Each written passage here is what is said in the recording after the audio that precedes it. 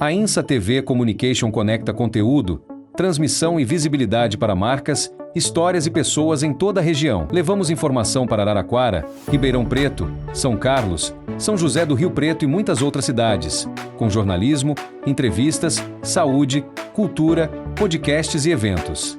A INSA TV aproxima sua marca de públicos reais com credibilidade e presença. Entregamos conteúdo profissional para TV, YouTube, redes sociais e eventos ao vivo. Para empresas, profissionais e projetos, a INSA TV é mídia, conteúdo e estratégia em uma só comunicação. INSA TV Communication, transmitindo emoção, gerando visibilidade. Existe algo em você que vai muito além do espelho. O que o espelho não vê? Olá, eu sou a doutora Mariana, médica, apaixonada por emagrecimento, saúde metabólica e longevidade. Seja muito bem-vindo ao O que o espelho não vê, porque saúde vai muito além da aparência. Por trás de cada corpo existe uma história, existem hábitos, emoções, hormônios, metabolismo e escolhas que impactam diretamente na qualidade de vida. Aqui vamos conversar sobre tudo aquilo que realmente transforma a saúde, com ciência, informação de qualidade e convidados que podem fazer a diferença na sua vida. Vamos juntos? Meu convidado de hoje é o meu grande amigo e cirurgião plástico, Dr. Maurício Caldeira. A gente vai falar um pouquinho sobre esse mundo da cirurgia plástica, especialmente pós grandes emagrecimentos. Vamos lá, Dr. Maurício.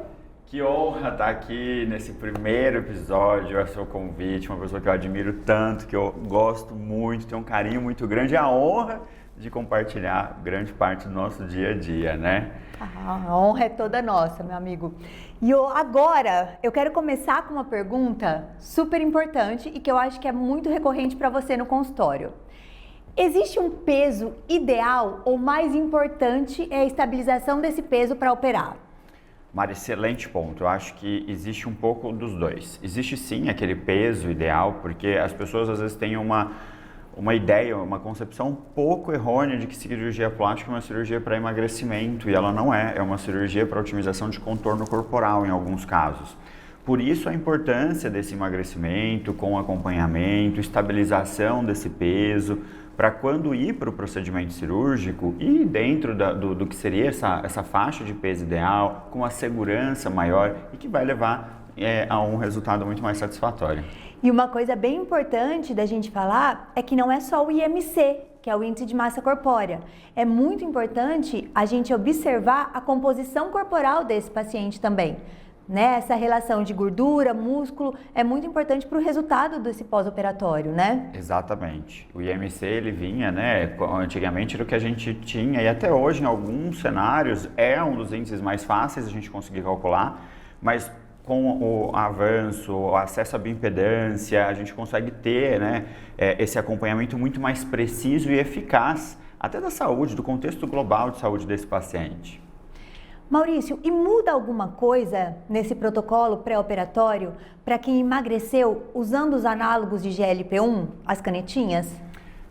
Isso é super importante. A gente sabe, já existem diversos consensos sobre a fase em que o paciente tem que suspender isso antes, e isso é uma das suas áreas de expertise, né? Eu falo que ninguém constrói nada sozinho na vida, então o nosso papel como cirurgião, o acompanhamento da parte nutrológica, nutricional e metabólica do paciente, associado à avaliação anestésica. Em geral, nós temos aquela segurança de suspender algumas semanas antes do procedimento, para que o paciente possa ter um procedimento muito mais seguro. Maurício, quem é o paciente ideal para operar? Quais as características, né, aumentam as chances de um excelente resultado? Falando especificamente de uma lipo, e depois eu quero que você fale também da abdominoplastia. Excelente, Mário. Eu acho que esse também é um assunto que gera muita confusão nos pacientes, principalmente quem passou por um processo de emagrecimento com grandes perdas ponderais. O paciente fica naquela dúvida: será que meu caso é uma abdominoplastia? Será que meu caso é uma lipoaspiração? Conseguiria resolver? Falo que a lipoaspiração ela é um procedimento dedicado ao tratamento da gordura localizada. Então a gente consegue uma otimização de contorno corporal, tratando e retirando gordura localizada de algumas áreas e também podendo utilizar isso na lipoenxertia, né, para melhorar o contorno, por exemplo, da região glútea. Agora, a paciente que vai para abdominoplastia é aquela paciente que teve uma perda ponderal, mas evoluiu com uma flacidez de pele maior, que só a lipoaspiração não iria conseguir resolver. E aí a redundância de pele, ela vai ser tratada com essa remoção através da abdominoplastia ou a lipoabdominoplastia, alguns casos mini abdominoplastia, isso vai depender da avaliação individual de cada um.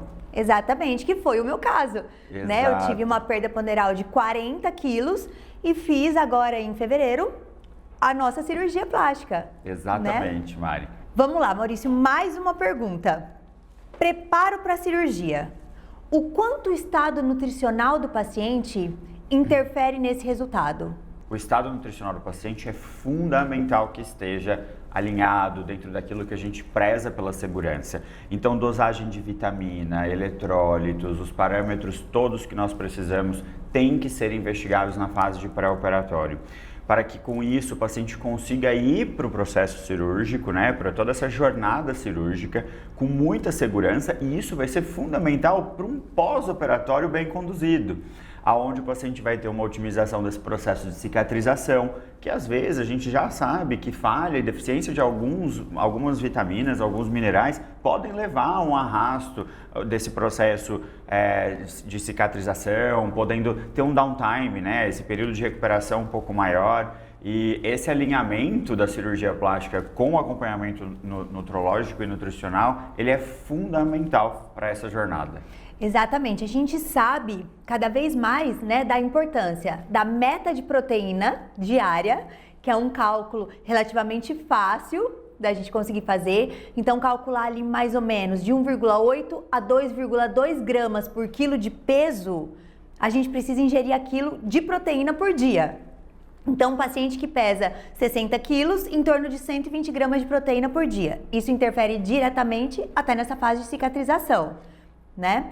E um outro fator fundamental é o ferro, que ele é muito pouco falado, tanto no pré quanto no pós-operatório da cirurgia plástica. E muitas vezes, acho que você também pega isso no consultório, é muito recorrente, a paciente não tem anemia, mas ela já tem uma baixa de ferritina, que é o estoque de ferro. Então, é importante que tudo isso esteja alinhado para um melhor resultado, né, Maurício? Exatamente, Mário. Eu acho que esse ponto da proteína é super importante, porque às vezes uma paciente num pós-operatório, a quantidade de proteína acaba sendo grande para a paciente consumir e a suplementação, às vezes, ela é necessária. E é um dos protocolos que a gente acaba utilizando no nosso dia a dia no Instituto. E a questão do ferro é exatamente o que você falou. Às vezes, se a gente consegue diagnosticar isso previamente, isso é totalmente possível com um pré-operatório bem executado, a gente leva o paciente para a cirurgia com muito mais segurança. Exatamente. Por trás de cada mudança existem escolhas, dificuldades, persistência e uma história que merece ser conhecida.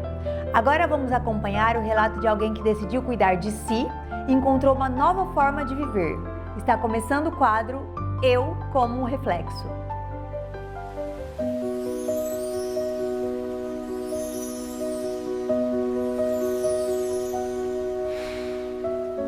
Meu nome é Mariana, eu sou médica. Há 8 meses eu pesava 40 quilos a mais. Desde os meus 10 aninhos de idade, eu luto contra a obesidade. Já sofri muito com o efeito sanfona, já tinha tentado todos os tipos de dieta imagináveis. E no começo, principalmente as dietas mais restritivas, eu tinha um resultado legal de perder peso, mas recuperava tudo depois. E há 8 meses, eu decidi começar uma jornada comigo mesma de que não era mais aquilo que eu queria para minha vida. E eu queria mudar realmente de vida. Claro que no meu caso, a parte estética também foi importante, mas eu não imaginava o que esses 40 quilos a menos poderiam trazer de benefícios para a minha saúde, para a minha vida. E eu acho que eu não tinha muito essa noção, mesmo sendo médica, porque eu sempre pratiquei muita atividade física, os meus exames eram normais.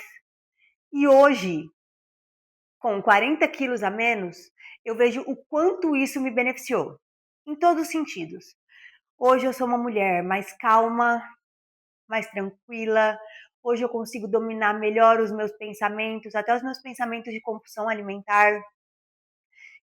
A minha corrida, que eu sempre gostei de correr antes, era um sacrifício correr 5 quilômetros. Hoje eu corro muito mais leve. Hoje eu tenho muito mais disposição. Aquela fadiga que às vezes a gente sente no final do dia ou até no começo do dia, da gente acordar cansada, isso mudou muito depois do meu emagrecimento. E uma mensagem que eu gostaria de deixar é que o processo do emagrecimento, ele é um processo trabalhoso, mas é possível. Cada quilo de gordura precisa ser comemorado. E quando a gente tem acompanhamento correto, uma estratégia individualizada, vale a pena. A gente tem que recomeçar tantas vezes quantas forem necessárias. Por você. O que o espelho não vê.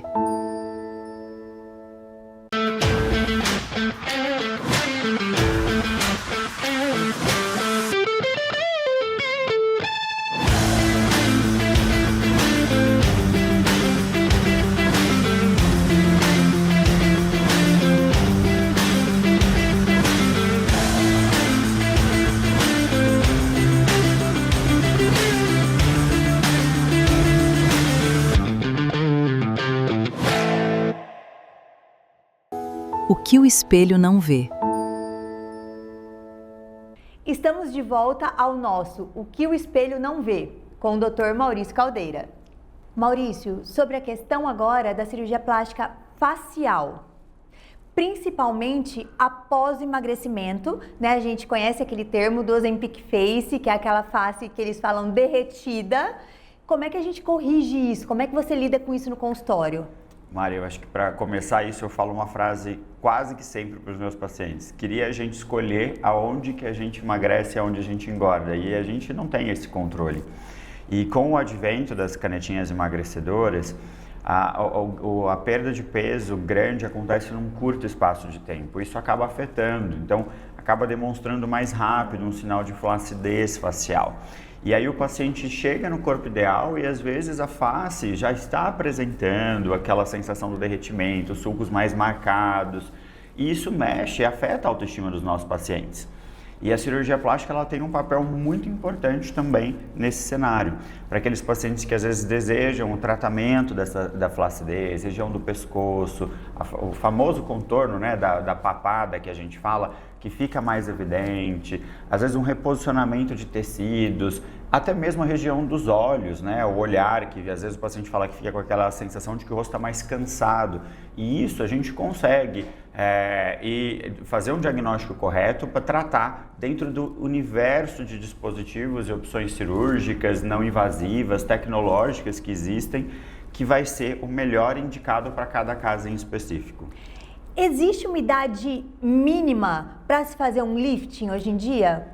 Pergunta super polêmica.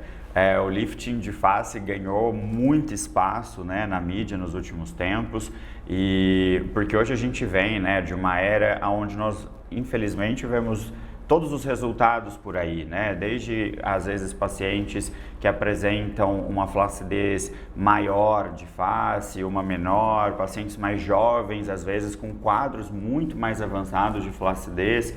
E para mim o que existe na verdade é a indicação correta. Então o paciente às vezes ela não é que ela precisa estar com X anos de vida exatamente, não existe um número áureo para isso. O que existe é indicação. Então o paciente que apresenta entende a jornada cirúrgica, que vai ter o pré, que vai ter o pós-operatório, que vai ter essa questão do período de recuperação, entende a indicação do procedimento, seja ele um lifting, uma blefaroplastia, às vezes uma lipo da região submentoniana, e tem essa indicação formal, eu acho que aí sim a gente está no caminho certo. Assim como aqueles que sabem da sua indicação, mas não desejam passar pelo procedimento cirúrgico. Entendendo as limitações que nós temos com os tratamentos minimamente invasivos, isso é super possível de ser realizado.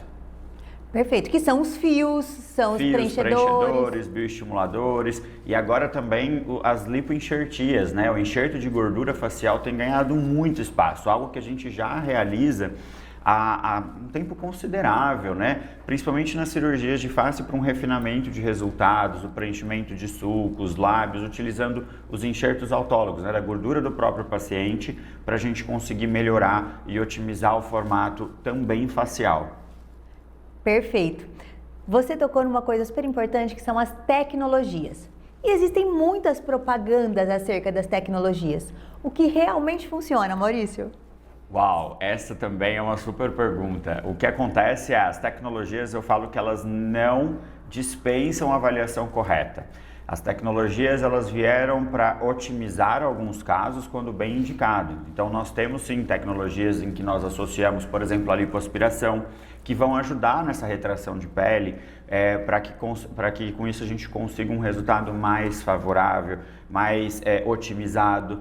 Porque o bisturi, né, na cirurgia plástica, a gente vai remodelar o tecido, a gente vai remover às vezes aquele tecido que está em excesso, a gente vai tratar a gordura localizada e algumas das tecnologias ou mesmo as terapias de bioestimuladores de colágeno, eles vão trabalhar melhorando também a qualidade dessa pele, estimulando o colágeno. Então, essa associação, ela tem ganhado sim muito espaço. Então, no final, o que realmente existe é a indicação correta, é a gente avaliar, individualizar e ponderar se para aquele paciente a associação de uma tecnologia junto com uma lipoaspiração, junto com lifting facial, qual que vai ser o benefício verdadeiro dessa associação para o quadro desse paciente em específico. Uma mudança verdadeira não começa no espelho. Ela começa na forma como pensamos, escolhemos e agimos todos os dias. Chegou o momento de aprender uma atitude prática que pode ajudar você a construir uma nova rotina. Está começando o quadro Leve para a Vida.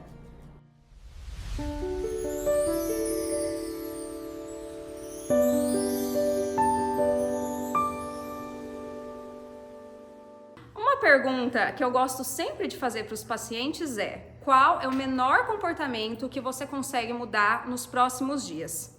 Quem tenta mudar 10 hábitos de uma vez, acaba por não conseguir mudar nenhum. E isso não é sobre falta de força de vontade. Chega segunda-feira e você promete que tudo vai ser diferente. Vai fazer dieta, vai ficar sem álcool, sem açúcar, vai treinar todos os dias. E aí quando você não consegue, o que vem é um sentimento de fracasso. A compulsão alimentar pode sim ser vencida e tratada através de pequenas mudanças dos seus hábitos, mudanças possíveis. Ao invés de criar metas de resultados, crie metas de comportamento. Ao invés de dizer, essa semana não vou ter nenhum episódio de compulsão, crie uma mini meta possível. Por exemplo, essa semana farei todas as 3 principais refeições todos os dias. O que o espelho não vê. A INSA TV Communication conecta conteúdo, transmissão e visibilidade para marcas, histórias e pessoas em toda a região. Levamos informação para Araraquara, Ribeirão Preto, São Carlos, São José do Rio Preto e muitas outras cidades, com jornalismo, entrevistas, saúde, cultura, podcasts e eventos. A INSA TV aproxima sua marca de públicos reais com credibilidade e presença. Entregamos conteúdo profissional para TV, YouTube, redes sociais e eventos ao vivo. Para empresas, profissionais e projetos, a INSA TV é mídia, conteúdo e estratégia em uma só comunicação. INSA TV Communication. Transmitindo emoção. Gerando visibilidade. O que o espelho não vê. Aquilo que escolhemos colocar no prato também influencia nossa saúde, nossa disposição, nossa mente, nossa aparência e a forma como envelhecemos. Agora vamos falar sobre alimentação de uma maneira simples, prática e possível para a rotina. Está começando o quadro De Fora para Dentro.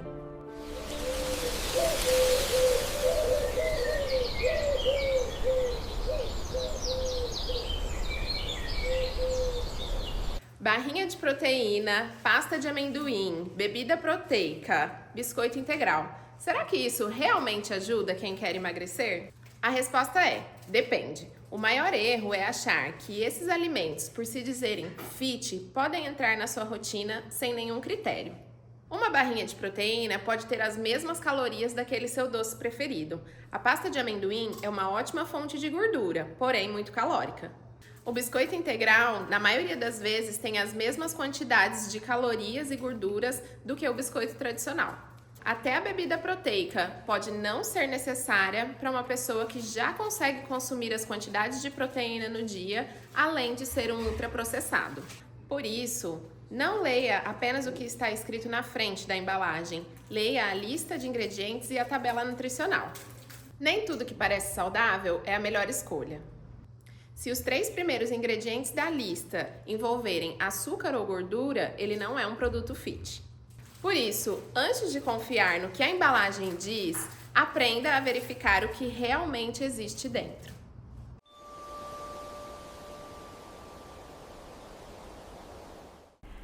Estamos de volta ao nosso último bloco com o Dr. Maurício Caldeira.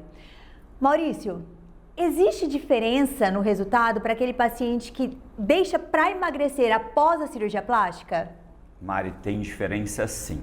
Se a gente estiver falando de um emagrecimento de 2, 3 quilos, em alguns casos até 4 quilos, eu não acredito que isso vá interferir tanto no resultado.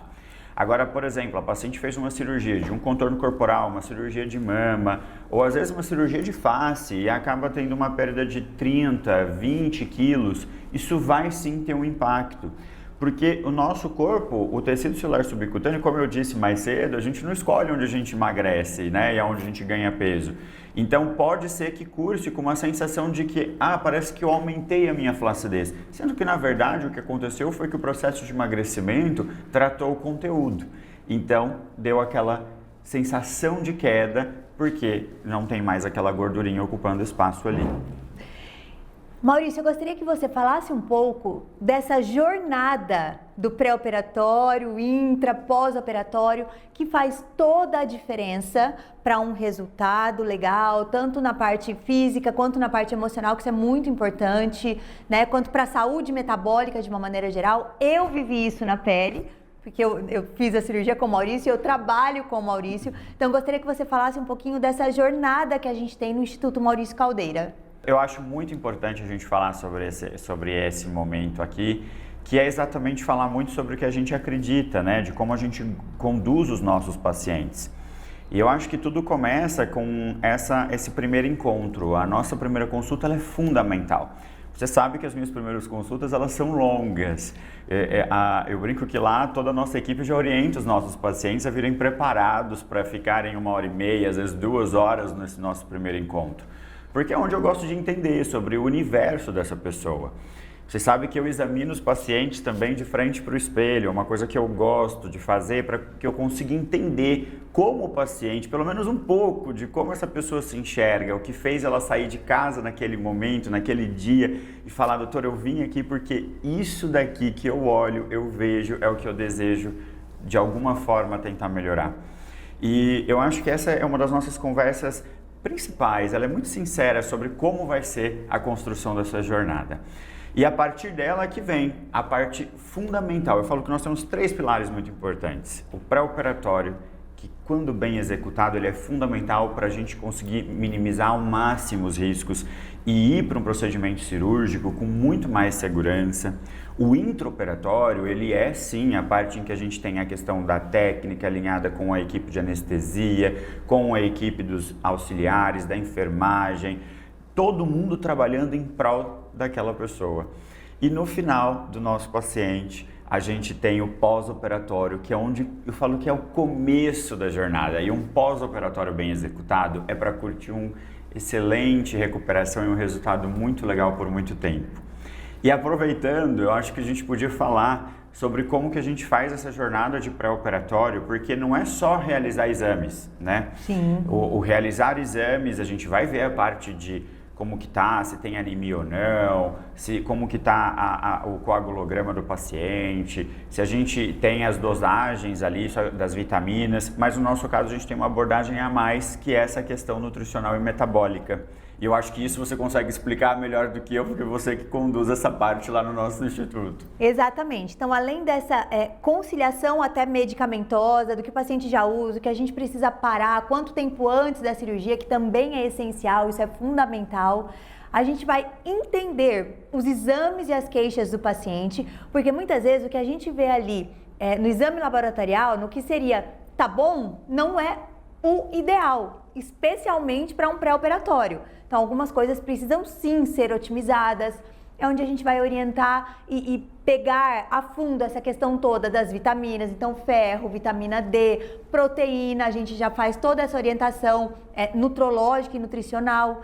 Isso faz muita diferença durante essa fase do pós-operatório, que, como o Maurício disse, é o começo de uma jornada linda. E assim, eu só tenho a agradecer, porque foi o que aconteceu comigo, né? E assim, a gente tem um exemplo de como funciona a nossa jornada. Maurício, se você pudesse dar 3 conselhos para uma pessoa que sonha em fazer uma cirurgia plástica, o que você diria? Olha, eu vou começar com o que eu falo para os pacientes durante a consulta.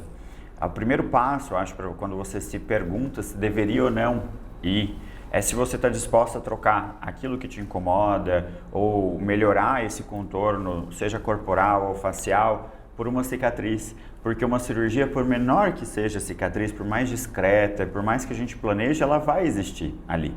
Então eu acho que isso é importante, entender que a cirurgia plástica, a gente vai trabalhar para uma cicatriz reduzida, discreta, mas cada organismo reage de uma maneira. Então eu acho que esse é o primeiro ponto, a primeira pergunta para essa decisão.